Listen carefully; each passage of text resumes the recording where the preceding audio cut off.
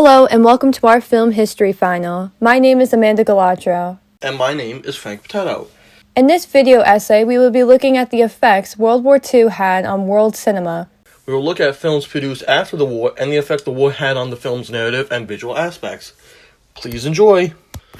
The first post-war film we will be looking at is Best Years of Our Lives, made in Hollywood in 1946, just 1 year after the end of World War II. The film is a real example of the reality of life after the war. Directed by William Wyler, the film shows three soldiers coming back home after the war. But coming home after the war isn't too pleasant for Homer, played by Harold Russell, Fred, played by Dana Andrews, and Al, played by Frederick March. The three veterans try to adjust to post-war life and how much their lives have changed since their departure into the army. The film was really ahead of its time, showcasing its darker after effects the war had on its soldiers. Starting off the film, we meet our three main heroes, Fred, Al, and Homer. Homer was badly injured in the war, so bad in fact he lost both of his hands, and in its place 2 hooks for hands. Both Al and Fred, and we as the audience, worry about Homer's family's reaction to seeing his hooks. Finally, the moment arrives. Homer gets out of the car and is greeted by his family and his loved one, Wilma. There's a moment of pause, the shock taking its toll on the family, seeing what has happened to their son in the midst of the war. But eventually, they all share in a hug. Another big concept the film shows is the after effects the war has taken on soldiers mentally. PTSD was a medical term until the 1980s, but this film showcases soldiers coming back home and dealing with PTSD. Fred has a horrific nightmare about something that happened to him and his fellow soldiers.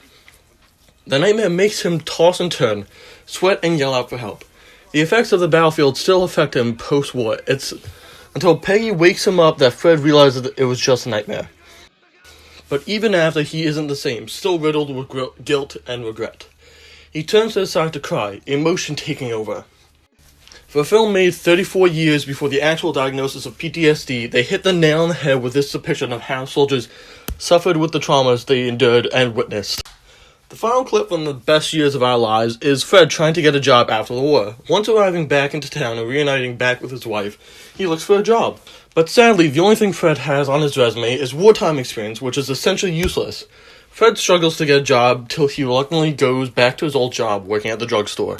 The next film we will be looking at is Bicycle Thieves, made in Italy in 1949. Directed by Victor De Sica, the film showcases a new genre coming out of post-war Italy called neorealism.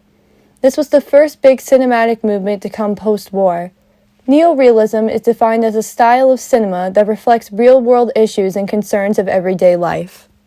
To give a short summary on Bicycle Thieves, the film follows Antonio Ricci as he searches desperately to find a job. Once he does, he is told that he needs a bicycle to start working. With his bike back, he starts working only to have his bike get stolen while he is on the job. The best scene that showcases neorealism is the film's ending. Eventually, desperation gets to Antonio as he ends up stealing a bike but immediately is caught. He is publicly humiliated and shamed by all around. After he walks home with his son in hand, Antonio cries as he walks home. He is jobless and bikeless, with no way of providing for his family. The film leaves us here with this sense of dread. How will he provide for his wife and son? Will he get another job? We don't know. This perfectly emulates neorealism, the sad reality of post-war life in Italy. The biggest and most predominant film genre movement post-war has to be film noir. Film noir is best described by Hannah Baumick in the Film Noir International as violence moves the plot, interrogations replace observations, material evidence gives way to testimony. The ensuing expression of warm reason leads to a generic endpoint because the detective changes into an action hero. Film noir is also known for its style of low-key lighting and its unbalanced composition. This is best showcased in the British film, The Third Man, made in 1949. Directed by Carl Reeves, the film follows Holly Martin, played by Joseph Cotten, as he arrives in the ruins of post-war Vienna to find out that his friend Harry Lime, played by Orson Welles, has passed away by getting hit by a car. Or so it seemed. With the help of Harry's lover, Anne Schmidt, played by Alda Valli, the two start to unravel this murder mystery. The best and most well-known scene from The Third Man is the alleyway scene, Jeffrey Adams writes best in his journal, Orson Welles' The Trial. His dramatic entrance as Harry Lime steals the show. He couldn't be more right. The scene is probably one of the best and perfect examples of film noir. The shots are slanted and the alleyway lighting prevents Holly from seeing who the man is who is following him. That is until someone turns a light in their apartment, perfectly illuminating Harry Lime for the big reveal. The big reveal of Harry being alive and well leaves us shocked beyond words, but we still want answers. This is all revealed to us in the Ferris wheel scene where Holly and Harry reunite to talk.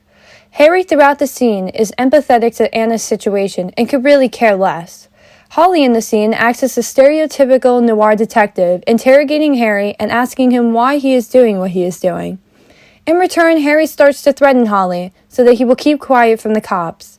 The lighting and spacing of the actors in this scene is the most important noir element. Since they are both on the Ferris wheel, the lighting changes frequently, illuminating one while darkening the other. Then the characters' blockings speak to the noir element. When Harry comments about throwing Holly off the Ferris wheel, the two are standing by the door. When one has the floor, they stand in the middle while the other back ends up. This gives a beautiful power dynamic of good versus evil. The ending of The Third Man is brilliantly filmed. It involves a chase scene as Harry is hunted down through the sewers of Vienna by Holly and the police. Jeffrey Adams also writes about this scene, saying, "A jump cut relocates the chase abruptly to a subterranean tunnel where the camera tracks as he sprints ahead, his own shadow leading the way." I love the wording Adams uses here, the shadow leading the way. The sewers of Vienna are dark at times and we can't see Harry all of the time, but we do see his shadow against the sewer walls. At the end, in classic noir fashion, evil is defeated when Harry is shot by Holly at the end of the sewers. Hollywood and around the world during World War II was pushing for propaganda films to show a different reality than what was happening outside the theater doors. Post-war filmmakers took their films into their own hands, getting rid of the happier propaganda filmmakers and creating a type of filmmaking that reflected real-world life. The Best Years of Our Lives showed us the sad reality of soldiers returning home. Bicycle Thieves gave us neo-realism, or a realistic look at the struggles of families in Italy post-war. And The Third Man gave us film noir and its darker visual and narrative style of storytelling. My name is Amanda Galatro. My name is Frank Potato. I hope you enjoyed our video essay.